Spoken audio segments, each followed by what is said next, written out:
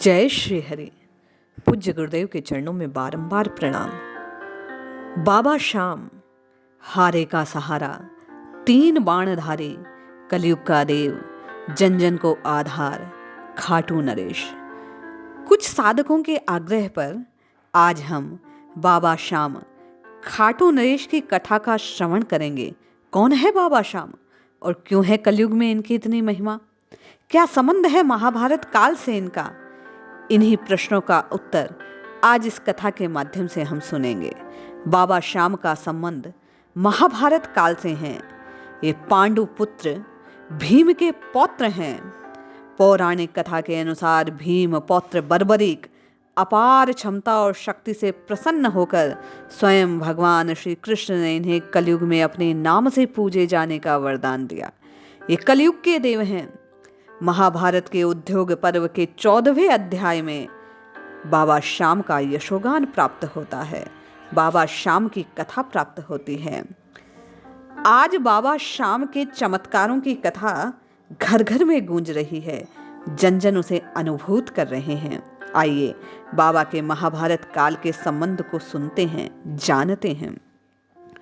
श्री खाटू नरेश पौराणिक प्रचलित पुराण कथा के अनुसार महाभारत युद्ध के लिए जब कौरव और पांडव दोनों दल की विशाल शिविर आमने सामने थे, शिविरों में एक दूसरे के शुरू युद्ध से पहले हलचल मची रहती थी। युद्ध नीति के अनुसार सूर्यास्त के पश्चात दोनों पक्षों के लोग आपस में मिलजुल सकते थे। धर्म युद्ध के इन शिविरों में आपस में मिलजुल रहे सैनिकों ने यकायक पीपल वृक्ष के नीचे एक महारथी को देखा।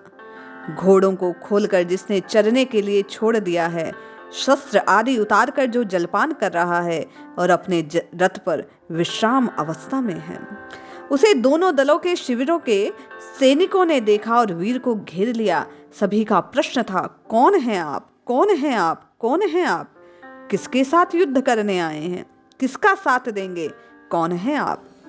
बर्बरीक कहने लगे, मैं युद्ध देखने आया हूं। मैं तो दर्शक मात्र हूं। मैं उस दल का साथ दूंगा जो पराजित होगा, जो हार रहा होगा। मैंने अपनी माता को वचन दिया है। मां कामाक्षी के आशीर्वाद से ये 3 बाण हारे हुए को विजयश्री प्रदान कर देंगे। इस प्रकार बर्बरीक बड़े ही आत्मबल से, बड़े ही अभिमान से बोले जा रहे थे। उसे सुनकर सैनिकों के हृदय में कंपन प्रारंभ हो गया। वे आपस में विचार करने लगे। बिजली की गति से यह बात दोनों शिविरों के सैनिकों के बीच फैल गई। बात भगवान कृष्ण के कान में भी पहुंची। भगवान कृष्ण की ही लीला थी। वे तुरंत बर्बरीक के सम्मुख आ पहुंचे और बर्बरीक से पूछने लगे, कौन हो तुम? क्या नाम है और क्या कर सकते हो?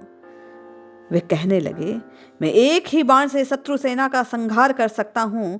एक छूटने पर सबको चिन्हित कर देगा, दूसरा बाण बींध देगा। कौन हो तुम? फिर कृष्ण ने प्रश्न पूछा। वे कहने लगे, मैं बर्बरीक भीम पौत्र घटोत्कच का पुत्र हूं। मैं महाबली बर्बरीक हूं। भगवान सोचने लगे।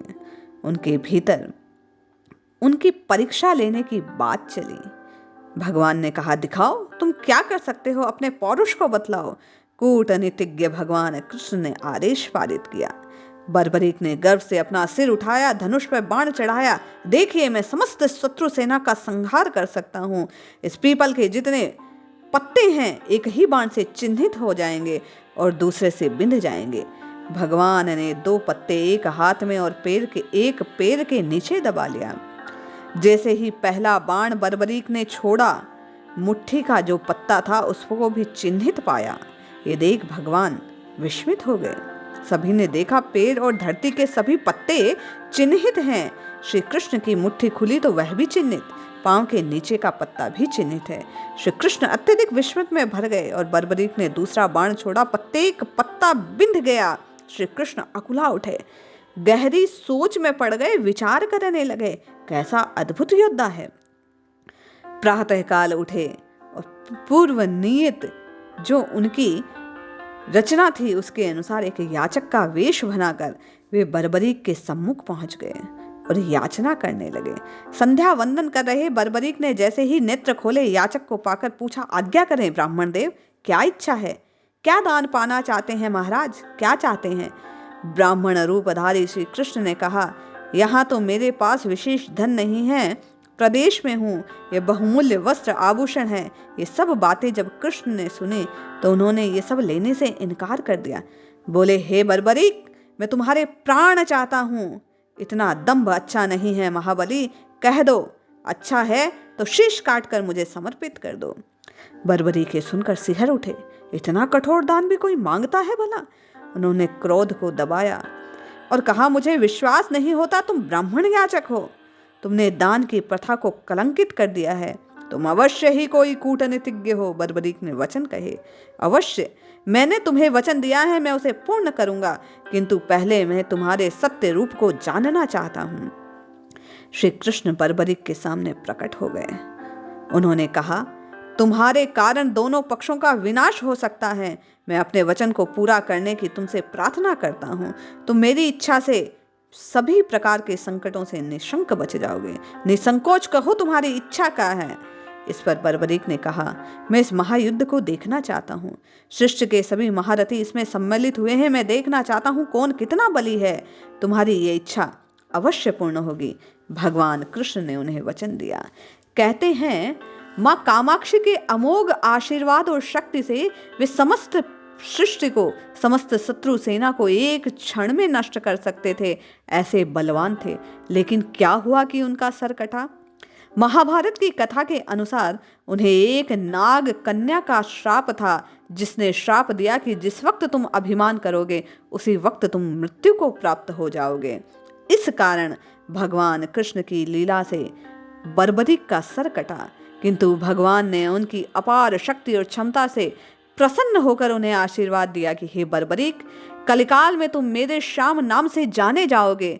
अपने भक्तों के हारे का सहारा होने से तुम पल पल पूजे जाओगे। जन जन के भीतर तुम्हारी आस्था होगी। तुम्हारे चमत्कार से तुम्हारे भक्त प्रसन्नचित होंगे। उन्हें कष्टों के काल से प्रेरित दंड नहीं मिलेगा। इसीलिए आज कलिकाल में बाबा श्याम, खाटू नरेश, कलयुग के देव, जन जन के देव पूजे जाते हैं। उनके चमत्कार से भक्त प्रसन्न रहते हैं, उनके कष्टों का शमन होता है। ऐसे अद्भुत हैं बाबा श्याम। जय श्री श्याम।